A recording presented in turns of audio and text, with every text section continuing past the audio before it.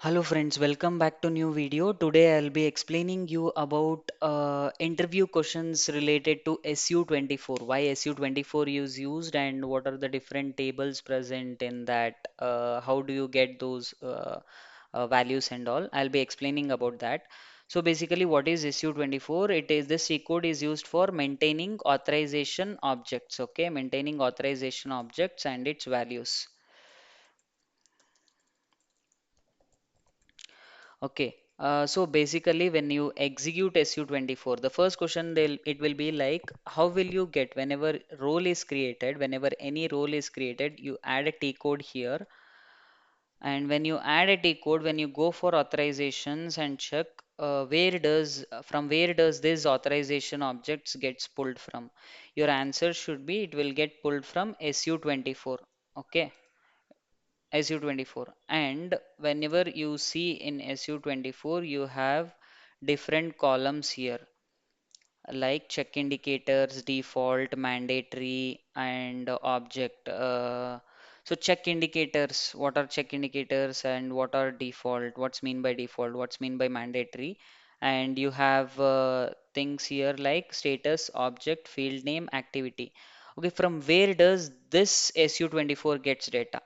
PFCG gets through SU24 from for SU24 who sends this data. So basically SU24 is a combination of two tables. Okay. Those tables are USO BT underscore C and USO BX underscore C. So what does these tables consist of? We will go and check in SE16. So these two are the tables. I'll go for SE16 and I'll execute this USOBT underscore C. Name means it's nothing but a transaction code. So I'll be giving that. So in USOBT, you will see authorization object field and its values, default values given by SAP. Okay, you can see changed by is secadmin. I'll be explaining you within few minutes what's mean by that. So in USOBXBT underscore C, you will find three things. One is auth object, and one is auth field and auth field values. Okay, and in X what you'll see USOBX underscore C. So I'll be executing that, and here you can see this check flag. Auth object is there, name is there, and check flag. What are these check flags? Whenever any T code is executed or whenever user is doing any activities inside FB03, it says that these authorization objects should go for a authorization check. Okay, what does this X means? You have the descriptions here. So you'll be asking about what are the check flags, what are the different check flags also. What's mean by I, what's mean by N, these, what's mean by X, what's mean by Y. So all these things. You have the short descriptions here. You can note it down and you can explain it whenever you get a question related to SU24. Okay, so in this, where is this value present? It's present in SU24. If you go for SU24 and execute, and you can see this, right? Check indicators and default and mandatory. So check means whenever you go for, I'll show you, or you can check and do not check. You can maintain it here, check and do not check. And the default status, you can see this, right? You can maintain that also. Set status to yes, yes, inactive default, set status yes without values, set status no. So what does yes means? Yes means these authorization objects will be pulled in your PFCG. No means it will not be pulled.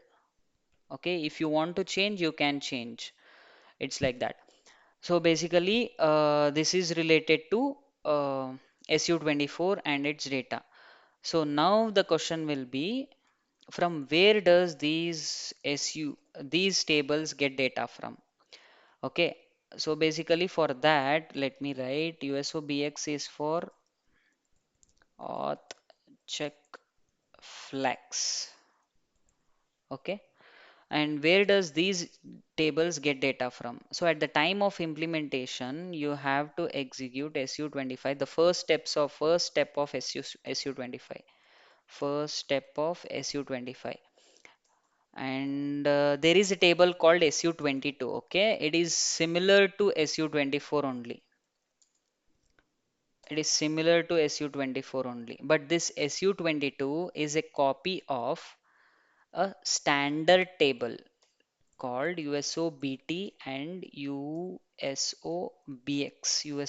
and USOBT. These are standard tables.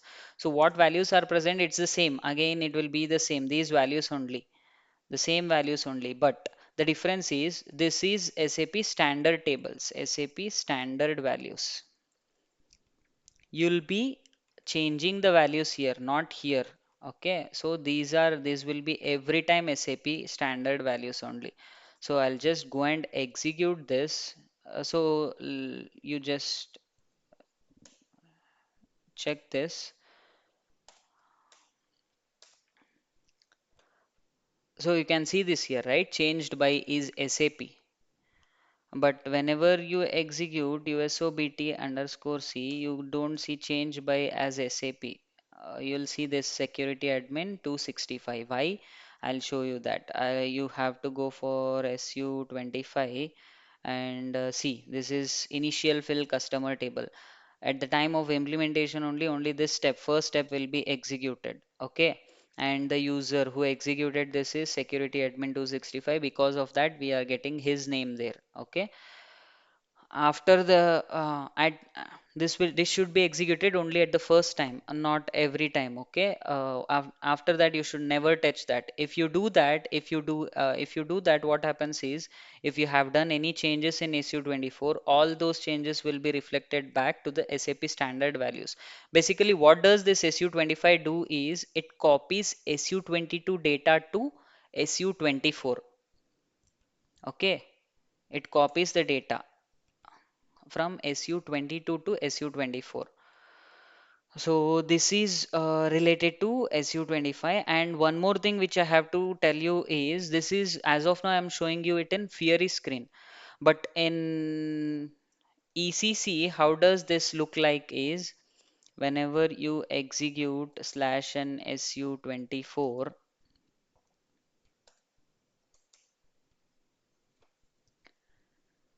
see, you have this table. This check indicator is same as this our Fiori screen only, check indicator. And you have default thing here. Where is that default? Default is nothing but proposal, yes or no. And you have this TSTCA. What is this TSTCA? So whenever user is executing the T code, it first checks for this authorization object. So if user does not have this authorization object, it gives him an error. Even though T code is added in the menu and he do not have this authorization object, it says that user is not authorized to execute transaction FB03. Why this object is not present? Because under TSTCA, object is checked at the start, which means whenever any user execute that T code, it first checks this authorization object.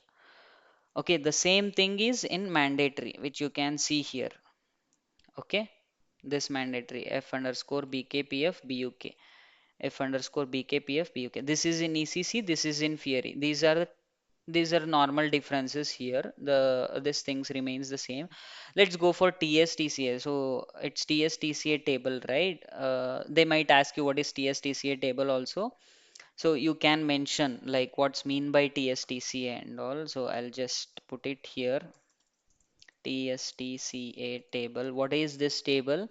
It basically gives you transaction code authorization values, and the table allows you to it allows you to see what is the start of the what is the authorization object, which is mentioned as start. Let me show you SE16 TSTCA transaction code FP03. So under this transaction code, the transaction start is this object. Okay. So basically, you can edit this also. We for that you have to go for SM30. You have a table. This one USOB auth inactive. So using this table, you can maintain that whether it should be given as transaction start or not. We can mention start auth check can be maintained here.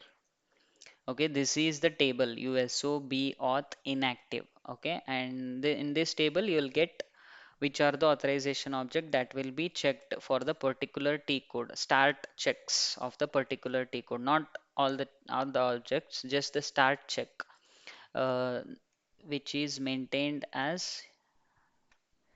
If you see this icon, then these icon objects. Okay. So this is the difference between these two. And What other question? Let me show you different tables related to authorization objects or this one. So we have something called TOBJ. What does this give? It basically give whenever you give any authorization object. Let me give F underscore BKPF underscore BOK or BLA. Let me give this. So whenever you give table object, so it gives BURKS. What are the different fields in that? These are the two fields, and this is the class, this is the user. So it basically gives what are the different fields under this particular authorization objects. TOBJ means, okay. And mm, if you want the text of the authorization object in English. So if you want the text of the authorization object, F underscore any text. See, you'll get the text of that particular authorization object. Okay. These two are the tables T, O, B, J, T.